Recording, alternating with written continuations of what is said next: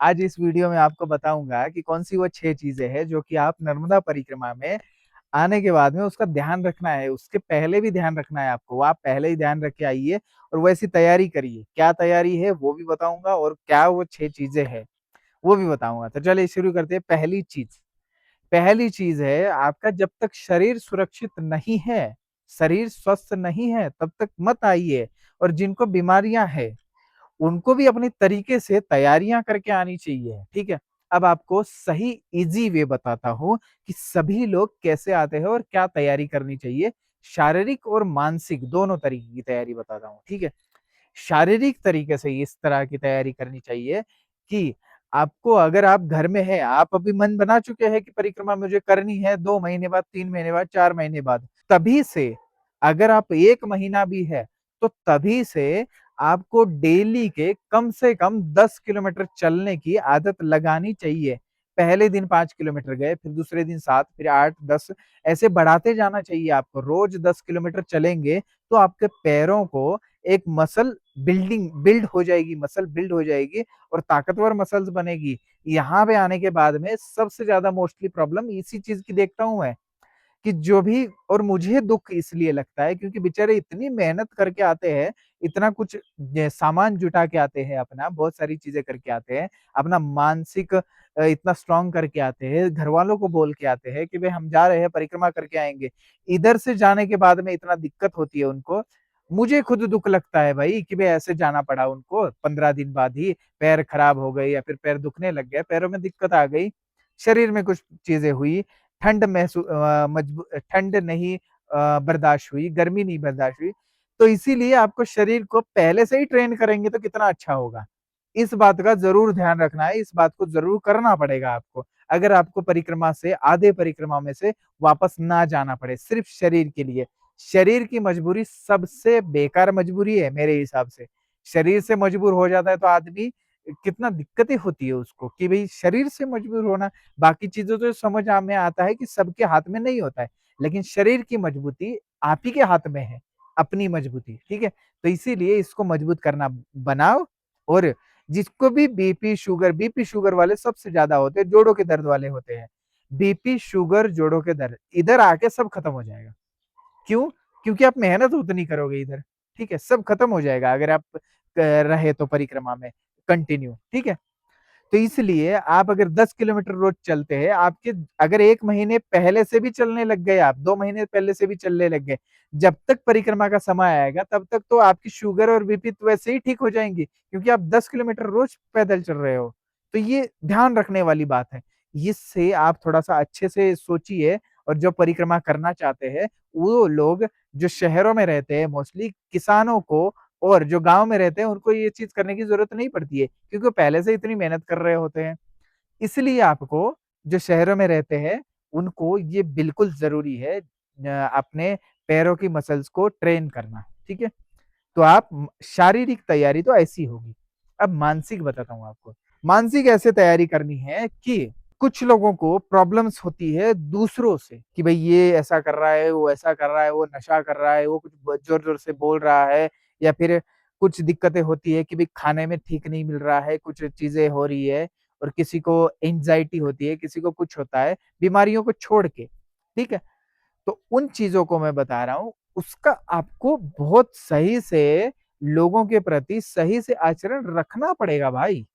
क्योंकि यहाँ पे आके आप आश्रम में रहोगे तो आपके साथ में 50 लोग अजीब 50 तरीके के रहेंगे। तो सबको मैनेज करना आना चाहिए। मैनेज तो ना भी करो, लेकिन उस हालात में आपको मैनेज करना आना चाहिए। इस तरीके से आपको मानसिक ये सही करना पड़ेगा। कुछ लोगों को होता है कि अगर वो गलत चीज कर रहा है तो जाके उसको बोलेंगे फटाफट कि भाई तू गलत कर रहा है। हालांकि उधर बोलने की जरूरत नहीं होती है, क्योंकि वो अपने तरीके से सही कर रहा है। क्या? पूजा। अब पूजा में तो अलग अलग पूजाएं रहती है, तो फिर अपने तरीके से कर रहा है भाई, वो कुछ अलग चीजें कर रहा है, कुछ उसकी अलग नियम होंगे तो उसी तरीके से। तो कुछ लोग बहुत ज्यादा ज्ञान देने की वजह से उसको बोलने जाते हैं, अब उससे डांट खा लेते हैं। तो ये मानसिक चीज है। अब मानसिक चीज में और एक चीज आती है कि आपको कोई चीज पसंद नहीं है, मतलब खाना वगैरह कुछ पसंद नहीं है, तो उसको आपको प्रिपेयर करके आना पड़ेगा। आपके नौकर नहीं है यहाँ पे, आपके हिसाब से बनाने के लिए, ठीक है? और ये मैं इसलिए इस तरीके की भाषा यूज कर रहा हूँ क्योंकि परिक्रमावासियों ने जो सेवा करते हैं उनको भी वैसी ही भाषा से ट्रीट किया है परिक्रमावासियों ने, कि आप ये सब्जी बनाओ मेरे लिए, ये सब्जी मैं नहीं खाऊंगा, इस तरीके से। क्या वो हमारे नौकर है? नहीं है। परिक्रमावासी की सेवा कर रहे हैं, वो तो बड़ी बात है। भूखे आते हैं परिक्रमावासी, तो उनको भोजन दे रहे हैं समय से, दे रहे हैं, वही बहुत बड़ी बात है, ठीक है? कुछ लोग बोलते हैं कि तुम इतना समय रखते हो, उसके समय बाद हम पहुंचते हैं तो हमको भी वो चाहिए होता है भोजन, तो ऐसा दिन भर तो बनाते नहीं रहेंगे। तो इस चीज से मानसिक तरीके से प्रिपेयर हो जाओ बस, ठीक है? और लोगों को अपने आसपास देखने की आदत, उनकी आदतें समझने की, बस लोगों को समझो बस, बाकी कुछ नहीं चाहिए लोगों को, ठीक है? समझो और छोड़ दो। ऐसा जरूरी नहीं कि सारी चीजें पकड़ के बैठो। और एक चीज महिलाओं और माताओं के लिए बोलना चाहता हूँ। महिला और माताएं क्या आती है, इन्फ्लुएंस में आती है। ये साइकोलॉजी माइंड से खेलते हैं कुछ लोग, इन्फ्लुएंस में आती है। और मैंने 3-4 केसेस ऐसे देखे, जो कि कुछ लोग ऐसे आते हैं कि सिर्फ महिलाओं पर ध्यान देते हैं, ठीक है? मतलब अपनी मजबूरियां गाएंगे कि मेरा तो ये हो गया, मेरा तो वो हो गया, मेरे लाइफ ऐसी थी वैसी थी, ठीक है? मजबूरियां गा के उनका फायदा उठाने की कोशिश करेंगे। वो इमोशनल ब्लैकमेल जिसको बोलते हैं ना, वो करने की कोशिश करते हैं उनसे। फिर उनसे पैसा लेना, पैसा लेने वाली बहुत सारी चीजें होती है। मैंने देखी है, 3-4 केस मैंने अभी देखे हैं कि उनको ऐसे इमोशनल ब्लैकमेल करके कि मेरे तो ऐसी चीजें हैं, मैं तो बहुत गरीब हूँ, मेरे को ऐसा है, मेरे को वैसा है, ऐसे कर करके पैसा लिया जाता है। ऐसे लोग आ रहे हैं, मैं सही बात बता रहा हूँ, आ रहे हैं। जो अनजान हो उससे ज्यादा अटैचमेंट रखना बिल्कुल खतरनाक हो सकता है, बहुत ज्यादा खतरनाक हो सकता है। ऐसे लोगों से दूर रहो। इससे अच्छा तो गांव वाले बेचारे, एकदम सीधा साधे जो है सो है, एमपी वाले या फिर महाराष्ट्र वाले, गुजरात वाले, गांव वालों से ज्यादा दोस्ती रखोगे तो वो भी अच्छे ही लोग हैं, ठीक है? और कुछ लोग आ रहे हैं, बहुत खतरनाक आ रहे हैं लोग। तो इसलिए मैं बोलता हूँ, आपको मानसिक तौर से किस कोई भी आपको इमोशनल कर रहा है तो उससे दूर रहने का, ठीक? और कुछ लोग होते हैं कि मेरे पास तो ये नहीं है, मेरे पास तो वो नहीं है। पहले हालत देखो उसकी और उसके आचरण देखो, उसी के बाद दो, ठीक है? अभी कलयुग है, इसलिए दान देने वाले अच्छे लोग हैं, इसलिए दुनिया चल रही है। लेकिन दान लेने वाले उतने पात्र है कि नहीं है, ये भी देखना पड़ रहा है भाई। क्या करें? तो ऐसे दुनिया हो चुकी है। लेकिन ठीक है, जैसी आपकी भावना वहां पे आप कर सकते हैं। बिल्कुल दान से ही दुनिया चल रही है और आप जैसे लोग हैं इसी वजह से चल रहा है। ये भावना रख के आगे बढ़ना है, उसी पे फंस के नहीं रहना है। ये बात मैं बहुत तरीके से बोल रहा हूँ ताकि किसी को बुरा भी नहीं लगे और आप बात समझ भी जाओ, ठीक है? तरीके से बोल रहा हूँ इसलिए। इमोशनल पे मत जाइए, ठीक है? महिलाओं को इमोशनल करके बहुत सारे लोगों ने फायदे उठाए हैं, उनसे पैसे लूटे हैं, ठीक है? उसको लूटना ही बोलते हैं, भले ही उन्हीं लोगों ने दिए हैं इमोशनल होके, लेकिन लूटे हैं। परिक्रमा में ही बहुत सारे लोग आते हैं। एक उनका नाम तो नहीं लूंगा, लेकिन एक माता जी थे, दक्षिण भारत का एक व्यक्ति आया था। तो पहले बोलता था कि मेरे साथ ऐसा हुआ है, मेरे साथ ऐसा हुआ है, मेरे पास पैसे नहीं है, ये नहीं है। फिर वो काफी समय रहा। अब काफी समय रहने के बाद में रोज ही ऐसी बातें सुन के कोई भी बोलेगा कि भाई तेरे को ये जरूरत है, ले 1,000 रुपए, ले 2,000 रुपए। तो ऐसा करते करते करते वो 10, 12, 15 हजार, 20 हजार तक वो मामला पहुंच गया। तो अब वो फिर बाद में जानबूझ के मांगने लगे। तो ये ऐसी चीजें होती है, आपको इमोशनल करके आपको। और वो नर्मदा जी के किनारे के लोग नहीं है, वो बिल्कुल बाहर से आने वाले लोग हैं। ये आते ही इसलिए है, ठीक है? क्योंकि इमोशनल करके लोगों से पैसा लूट सके। और सारे नहीं होते हैं, मैं ये तो 1-2% होते हैं ऐसे। लेकिन ऐसे ऐसों को पहचानो, ऐसों से दूर रहो, इस लोगों से दूर रहो। ये मैं बोलना चाहता हूँ। महिलाओं के साथ में सबसे ज्यादा होता है। इस चीज की आप एक बार मानसिक तरीके से स्ट्रांग बन के आइए। किसी के भी बहकावे में नहीं आना है। अगर बहकावे में आ भी गए, कुछ हो भी गया, तो आप मुझे भी कांटेक्ट कर सकते हैं, आपके घर वालों से कांटेक्ट कर सकते हैं, आसपास के लोगों से कांटेक्ट कर सकते हैं कि भाई ये बंदा मुझे दिक्कत कर दिया है और दिक्कत दिया है और दिक्कत दे रहा है, इसको दूर करो बस। वो लोग उठा के फेंक देंगे। और अगर मुझे भी कांटेक्ट करते हो तो मैं कुछ तो हेल्प कर सकता हूँ, ठीक है? और ऐसे लोगों को कम से कम एक्सपोज करना चाहिए, ऐसे लोगों को, ठीक है? मेरे को ऐसे लोगों से बहुत ज्यादा नफरत है। और सही बात। आपको किसी भी जगह पे किसी भी जगह पे रहना पड़ सकता है। मतलब कहीं पे गंदा हो सकता है, कहीं पे मिट्टी पे सोना पड़ सकता है या फिर कहीं भी रहना पड़ सकता है, बाहर रहना पड़ सकता है। कुछ लोग होते हैं जो अपने घर के अंदर सुरक्षित तरीके से सोना पसंद करते हैं रात को। तो फिर परिक्रमा में तो ऐसा होगा नहीं, कभी खुले पे ही बहुत सारी जगह तो खुले पे ही सोना पड़ता है। तो उसका ध्यान रखना पड़ेगा आपको, वो मानसिक तौर से आपको सही अपना मामला सुलझा के आना पड़ सकता है। कहीं पे मच्छर हो सकते हैं तो वो भी सुलझा के आना पड़ेगा। आप अपनी सेफ्टी जैसे रख सकते हो रखिए, लेकिन दूसरों को प्रॉब्लम ना हो आपकी वजह से, इस बात का पूरा-पूरा ध्यान रखना है, ठीक है? ये हुआ मानसिक तरीका। अब अगली बात है कि आपका सामान, सबसे ज़्यादा दिक्कत लोगों को अपने वाले सामान से ही होता है। अब उनका सामान क्या होता है, या तो ज़्यादा लेके आते हैं बेचारे, फिर बाद में छोड़ने की सोचते हैं, कुछ सामान महँगा होता है, कुछ सामान सस्ता होता है, तो वो छोड़ना भी नहीं चाहते, छूटता भी नहीं है।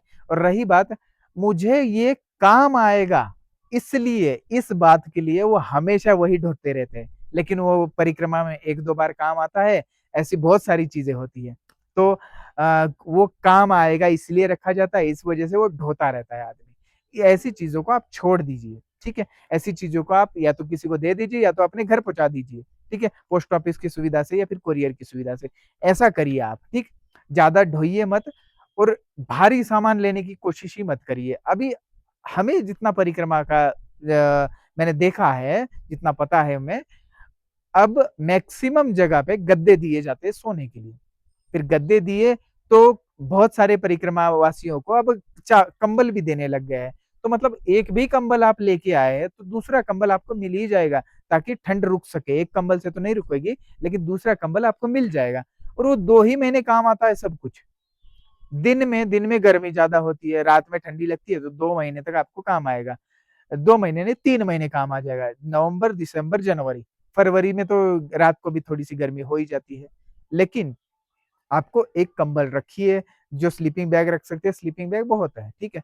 उसके बाद भी ठंड लग रही है तो किसी न किसी से मिल ही जाती है। सारा काम तो माँग के ही चल जाता है परिक्रमा में कि भई हमें दे दो भाई, मैं सुबह दे दूँगा, ऐसा करके, ठीक है?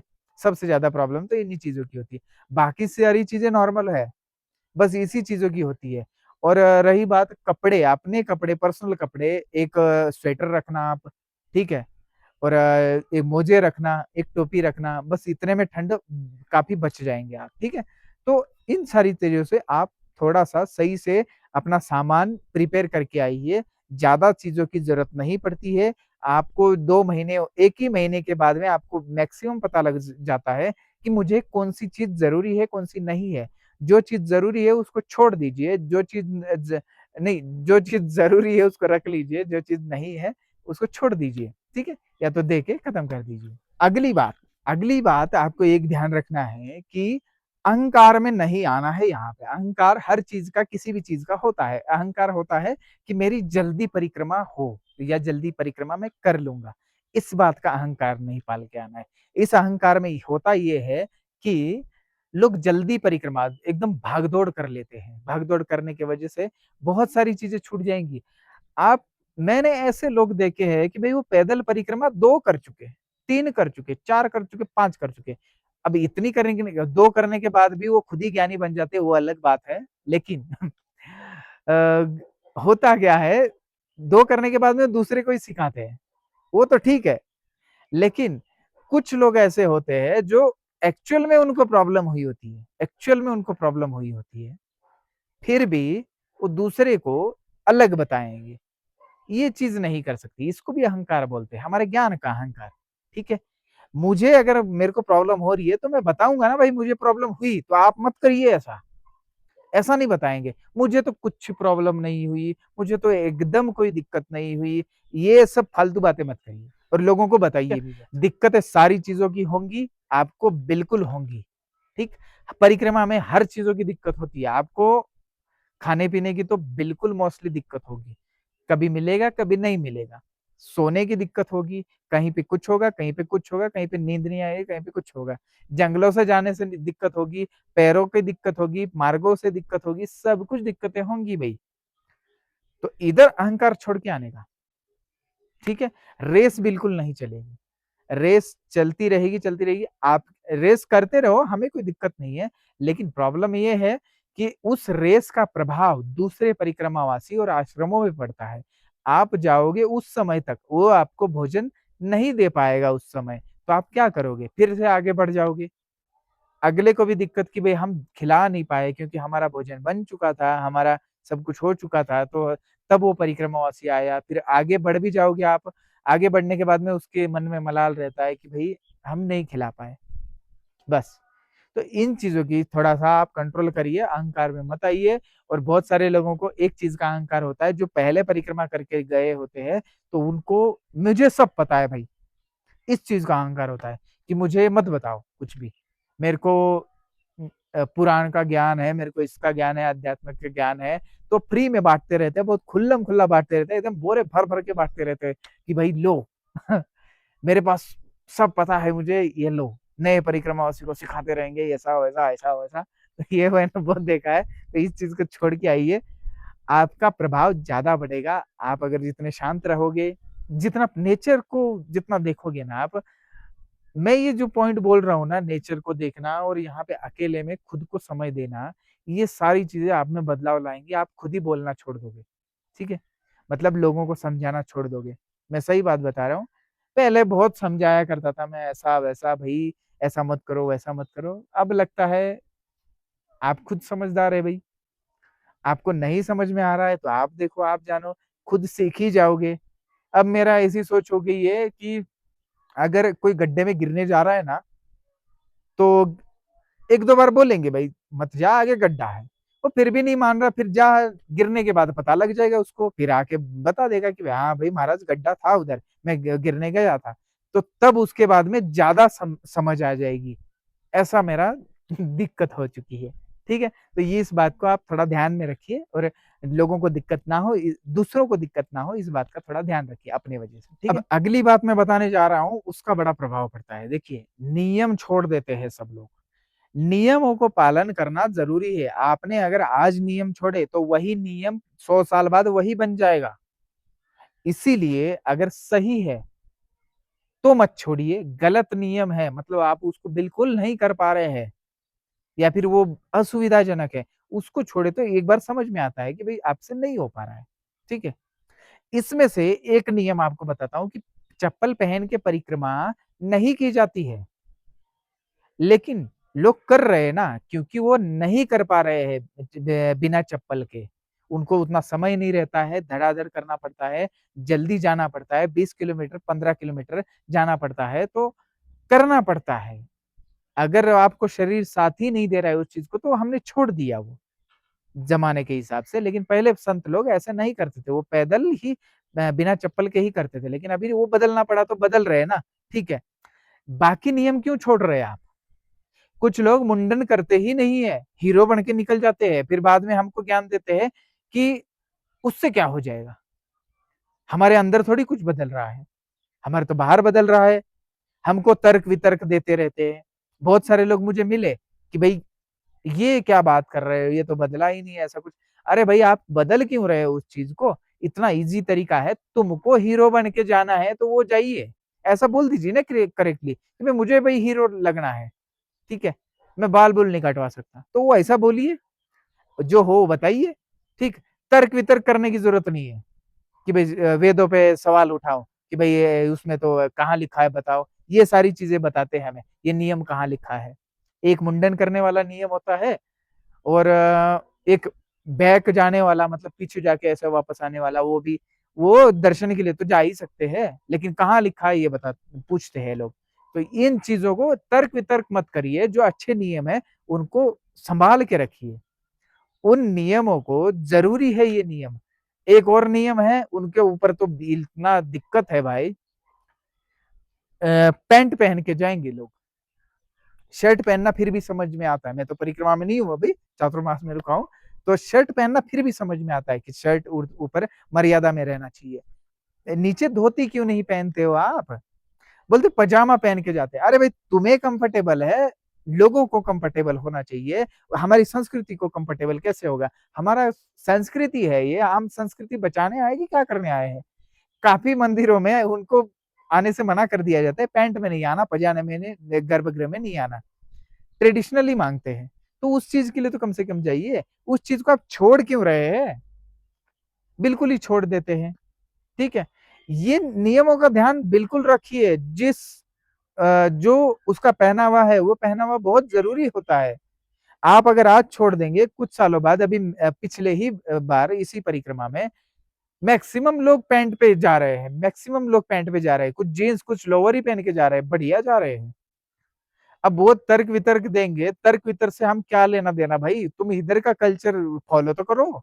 फॉलो कर नहीं रहे हो, अपना कल्चर लाते हो अपने घर से कि भाई ये तो उससे क्या हो जाएगा, ऐसा हो जाएगा, वैसा हो जाएगा, तो चले हुए ऐसे ही। ये बिल्कुल गलत बात है। ठीक है, साधु संत भी इसको बोलते हैं, साधु संत भी मना करते हैं कि ये फालतू चीज नहीं करने का। इस बात पे थोड़ा सोचिए। ठीक है, तो जो नियम बताए गए हैं, मैंने ही बहुत सारी वीडियो में नियमों के बारे में बताया है, तो वो आप देख सकते हैं। तो नियम जो बताए गए उसी पे चलिए, वही चीज रखिए। कमंडल कुछ लोग नहीं रखते, वो भी रखना चालू कर दीजिए। दंड नहीं रखते कुछ लोग, वो चालू कर दीजिए, क्योंकि वो जरूरी है भाई। ऐसा आप ही की सेफ्टी के लिए जरूरी है, सारी चीजें आपकी सेफ्टी के लिए जरूरी है। तो ये हमारे लिए बनाया गया था, तो वो नियमों को फॉलो करना चालू रखिए। क्योंकि आप नियम अगर कुछ और बना देंगे, तो हमें अगली पीढ़ी को भी वही नियम पता होंगे। अगर हमारे पुराने नियम हमारे पास में है, अभी है हमारे पास में, इसीलिए तो हम आगे दे पा रहे हैं ना। तो इसलिए इस बात का ध्यान रखिए, नियम तोड़ने की कोशिश मत करिए। ठीक है, दिक्कत हो जाएगी आपको भी और संस्कृति को भी और इस सारी व्यवस्था को भी। ठीक, अगला एक मैं पॉइंट बताना चाहता हूँ, लास्ट पॉइंट है अपना। 6 पॉइंट हो चुके हैं मेरे ख्याल से। तो लास्ट पॉइंट है कि आप अगर कहीं पे अकेले रुक रहे हैं, तो अकेले रुकने का जोखिम और गलत जगह रुकने का जोखिम वो मत उठाइए। अकेले रास्ते से, किसी भी कठिन रास्ते से अकेले जाने का जोखिम मत उठाइए। अगर आप कोई यात्रा नहीं करते हैं, ट्रैकर नहीं है, तो ट्रैकर जो होता है वो तो चलो समझ में आ जाता है। अभी मैं भी ट्रैकर था, मैं मतलब ट्रैकिंग करता रहता था, तो मुझे भी समझ में आता है, लड़कों को समझ में आता है, लड़कियों को समझ में आता है। लेकिन जो वृद्ध है, जिन्होंने ट्रैकिंग वगैरह नहीं की, तो मत करिए ऐसा।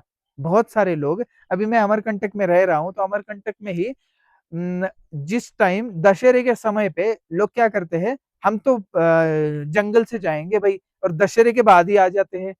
दशहरे के बाद आना मतलब जंगल रहता है, गीला कीचड़ रहता है। ठीक है, इनको जल्दी भी करनी होती है और जाना भी जंगल से होता है, तो बहुत सारे लोग समझाते हैं कि भाई आप जंगल से मत जाइए अभी, लेकिन उनको एडवेंचर करना होता है।